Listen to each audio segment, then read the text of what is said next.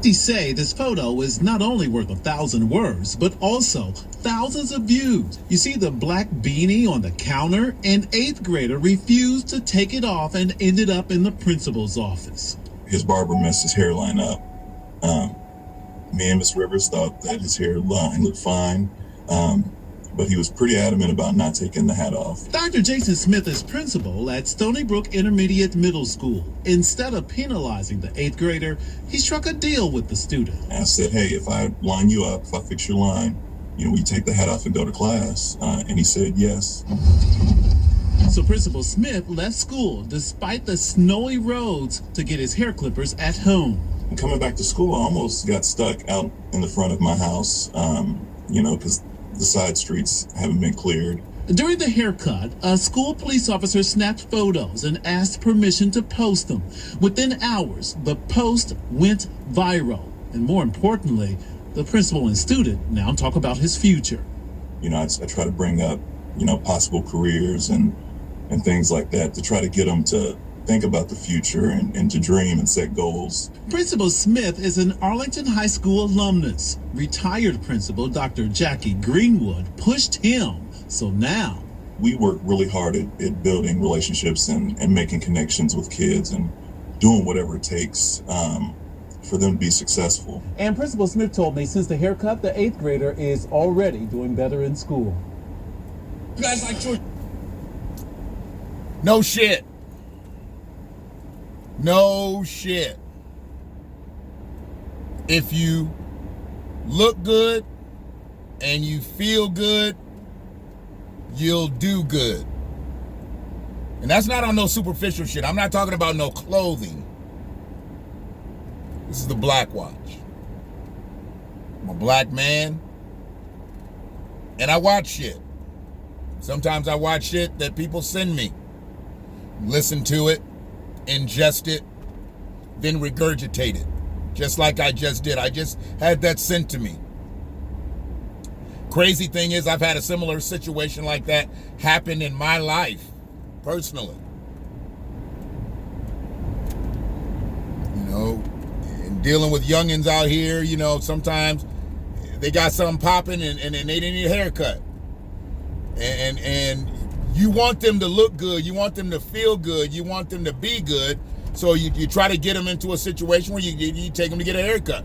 And then I took them to get a haircut, and the haircut wasn't sufficient to their standards. Has nothing to do with the barber, has nothing to do with the hairstyle. The fact that it wasn't up to their standards and they weren't feeling it wasn't going to make them feel good. So I had to do what I had to do to make them feel good. That's my job. They put me in play, and now I've got to put them back in play. So you have one opportunity with these kids a lot of times. One opportunity to show them that you're about them, not just about the task, about them. And if the shit gets fucked up, then you got to fix it. And they end up getting to another barber to get their shit right, because if you're not feeling it, they're not going to feel right. They're not going to be right. They're not going to do right. And this youngin' here said he's already doing better in school. But you have to understand, he was willing to sit in class and learn with his hat on, which was probably hot, too hot, because of his hairline. He wasn't feeling it, and he had probably been ridiculed by his classmates.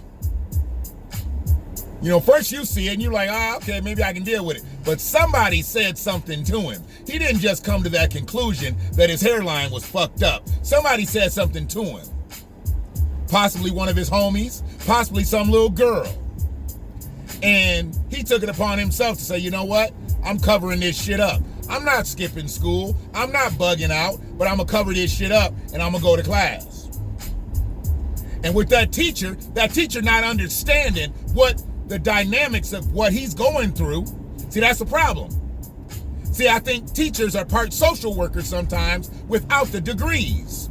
But I think they need to take more social work classes while they're on the way to getting their teaching degrees. And you need to do it in a multicultural setting. Don't take social work and you just gonna work on the white shit. Take social work and think about the things that happen in the black communities. You're about to start taking social work classes to deal with people in the Latino communities because your president said you better get used to working with Latinos because there's about to be more of them than you. And if there's about to be more Latinos than black people, goddammit, there's going to be more Latinos than white people because white people's numbers are already dwindling. We've already got the browning of America going on right now. White people's numbers are getting low because you got more and more white people procreating with people of color. They don't want to say more black babies being born, but they will say people of color. Well, yeah, you got white people procreating with black people, Asian people, Hispanic people, Arabic people, Palestinians, Chaldeans. Yeah. So the white numbers are getting lower and the brown numbers are getting higher.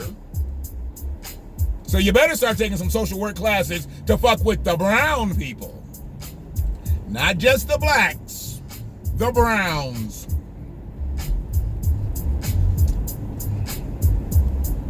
But I salute that principle on this, the last day of Black History Month. I think it's the 28th. I be losing track. Calendar days don't even make no difference to me except what some shit do.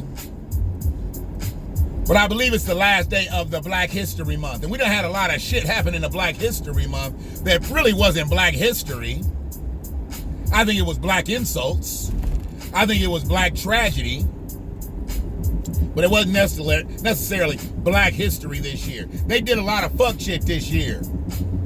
Well, what can we expect with the first black female VP and the 3-time losing presidential candidate who really didn't win a 4th time? Everybody just laid down on their stomach and took it. What were we gonna expect with Mr. Qualified Immunity, with Mr. Mass Incarceration, with Mr. 1991 to 1994 crime bills? What were we expecting? I know what some of y'all was expecting. Some of y'all was expecting anybody but Trump. And you got it. And what you getting now? Lay down on your stomach and take this. Man, if you don't stop for them people, we had 2 lanes of traffic stop, people crossing the street with a little dog, and that motherfucker ran through the stop. See? Another one of them young motherfuckers. I be telling y'all, Ann Arbor is fucked up right now with these little young motherfuckers with the little hot rod type cars. Now you see 2 lanes of traffic stop, and you getting into the turn lane to make 3 lanes. So you not gonna stop? You just gonna make that turn? If he'd have hit them people with that dog, it'd have 1, 2, 3, 4, 5. It'd been 7 people that got out their cars and beat the shit out of him. We got bike lanes, we got pedestrian lanes. We got them blinking shits now that make you stop when people crossing the street, and you just gonna blow through all that? White privilege. Because that's a ticketable offense. Is that a word? Ticketable? That's a ticketable offense.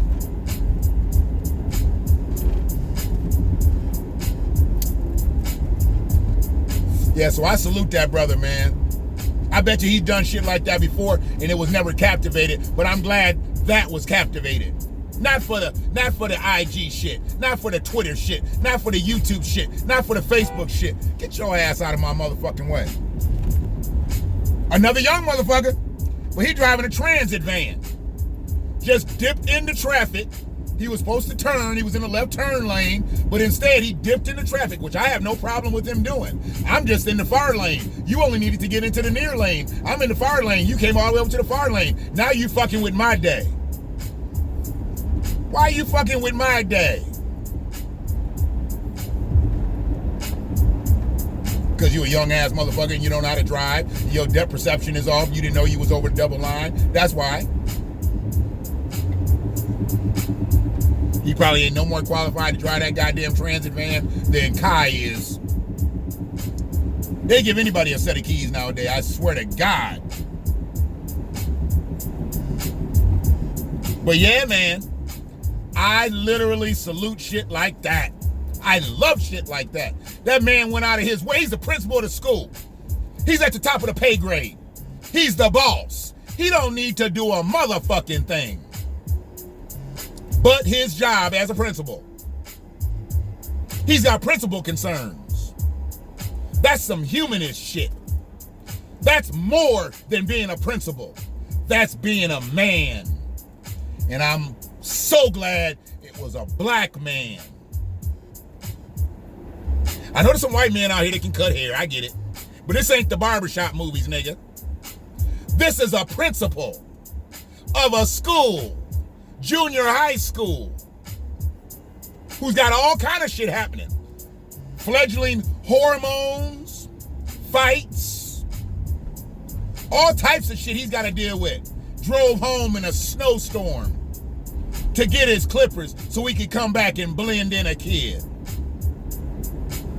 That's that going that extra mile shit. That's what we need out in this motherfucker. But see, a lot of y'all don't fuck with it like this. A lot of y'all don't fuck with it like this. That's not his job. His motherfucking job is not to cut hair. As a principal, his job is to cut down on problems. Not cut hair.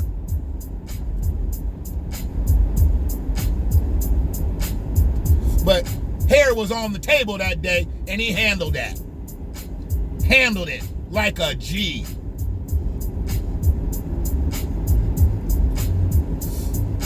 I got to get ready for this live, man. I'm about to do this live. I got to talk about my West brothers out here, man. I got to talk about my West brothers. I'm going to talk about Kanye, talk about Cornell, and whatever else I get. We got to have Sunday service today. So I'm going to get on out of here, catch my breath, be back on here hopefully about 2:30. Like Chauncey said in Menace to Society, about 2:30. Yeah, it's the BlackWatch. You motherfuckers out here who've been riding with me, I appreciate y'all. Got a couple new subscribers this weekend. Appreciate y'all spreading the word, spreading these videos. And I done got a lot of messages and shit. People are like, where the fuck you at? What you doing? Where you at? Because I'm banned on Facebook right now, you know. Racebook. I'm banned right now. Hell, they done banned my old account. And I ain't left a post on that motherfucker in damn near 2 years. 2 full calendar years. But they banned me on that, so I didn't sneak back. A lot of motherfuckers make new accounts. I got an old page that I could have fucked with. No, they ain't gonna let me fuck with that. They don't want me posting shit right now on Racebook. I'm sorry, Facebook. So I'm not posting. I'm not trying to live vicariously through anybody, but people are posting my shit. And I have asked a few people to post my shit. But see, the motherfuckers that ain't posting my shit is the very motherfuckers who need to be posting my shit. But you know what? Fuck you. You ain't watching anyway, so it don't even matter. But you bitch ass punks, I done helped you, I done helped your mammy, I done helped your daddy, I done helped everybody in your family. Some of you, your kids, and you won't even support a motherfucker by subscribing and passing on the content. But you'll send me that Tariq Nasheed link, you'll send me that Professor Black Truth link, send the eat a dick link back to yourself. Boomerang that bitch, hoe ass niggas. I'm a black man, and I watch shit, and I'm highly offended by some of you bitch-made punks. But it's all good. Love is love. Except when it's not. One love.